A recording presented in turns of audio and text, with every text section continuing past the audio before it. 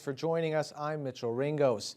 With the election fast approaching, Liberal leader Stephen Del Duca made a campaign stop in Thunder Bay today, where he went to Goods & Co. Market to speak with supporters and small business owners, and then later had a meeting with the Fort William First Nation chief.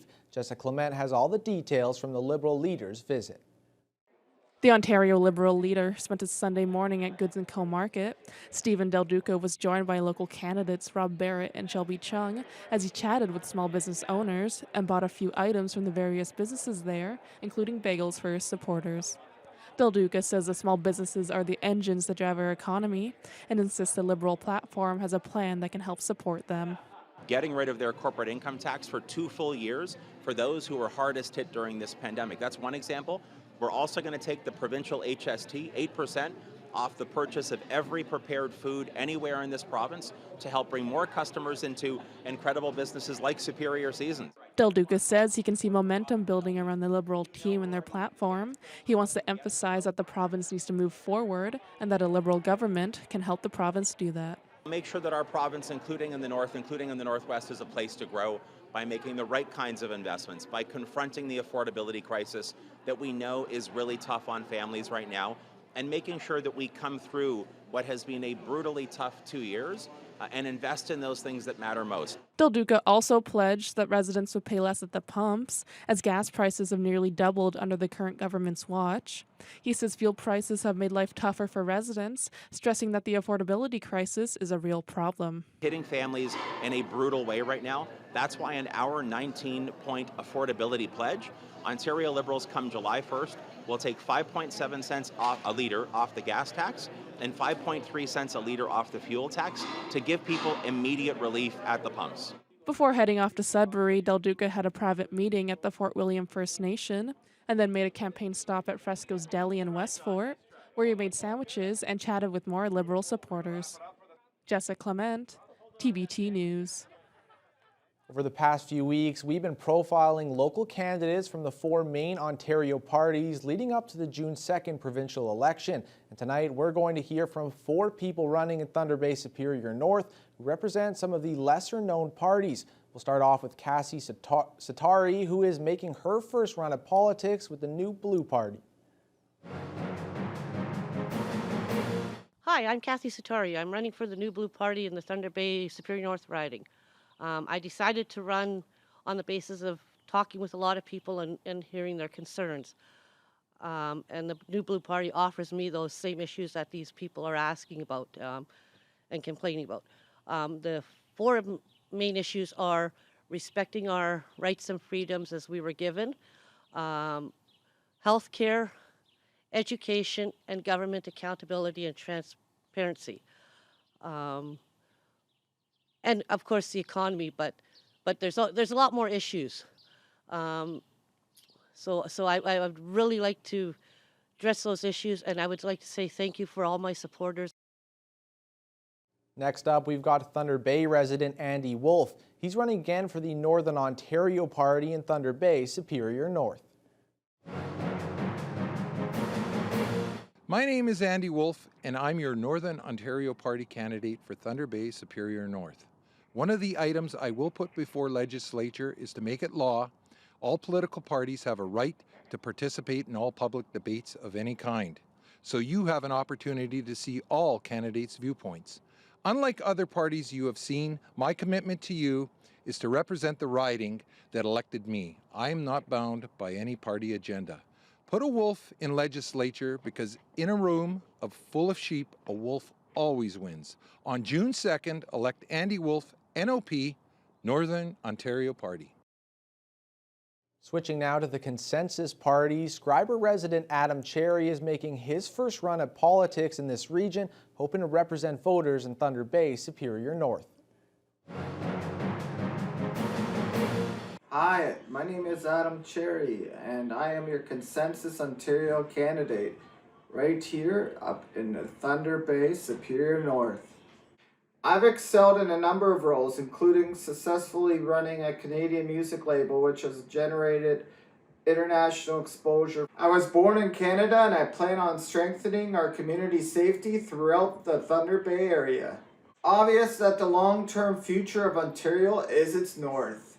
Bottom line, only a consensus MPP can bring your municipality's true priorities to the decision makers at the Queen's Park.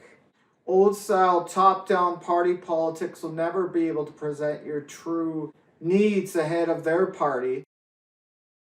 And finally, tonight, we're going to hear from the Ontario Party candidate in Thunder Bay Superior North. Stephen Huffnagel lives in Barrie and is acting as a parachute candidate for his party in this region.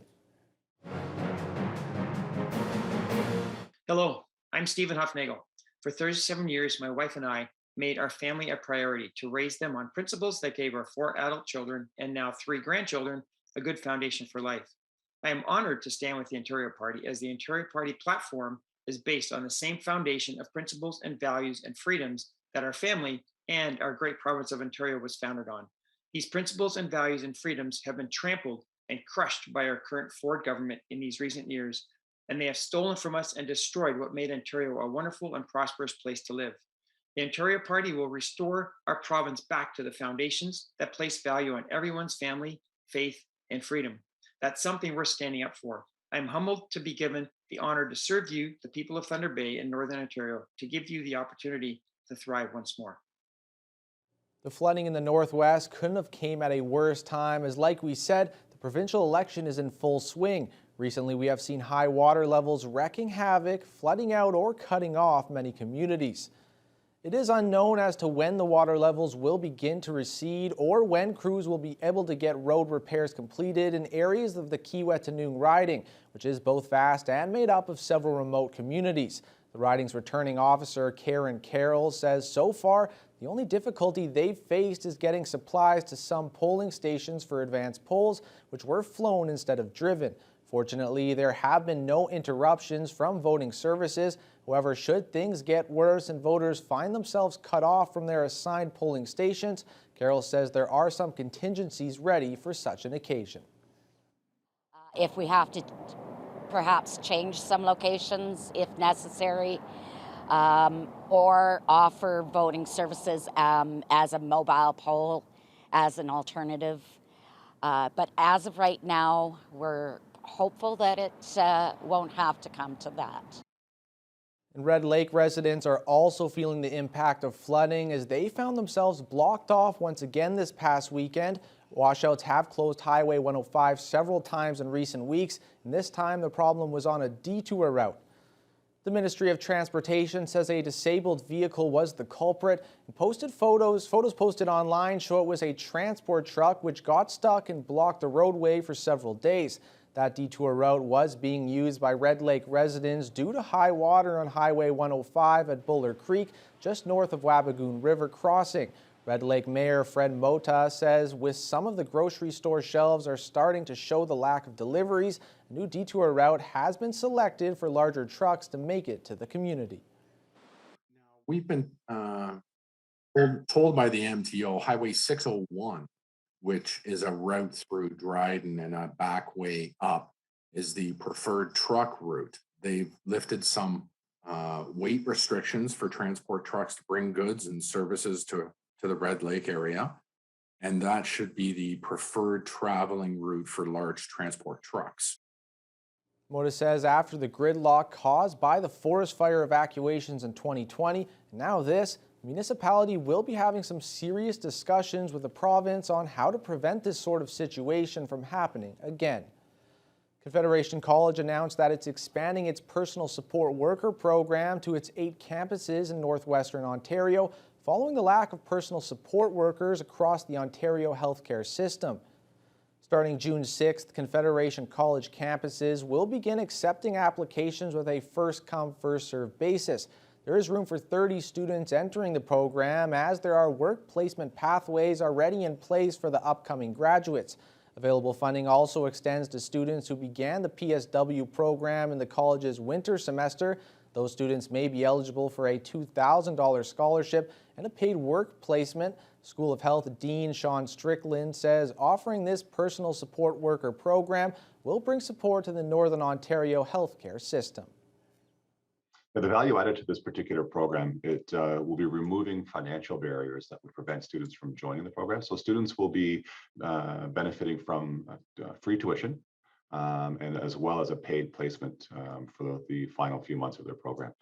So it does eliminate some of those financial barriers that students would experience when they take full-time post-secondary programming.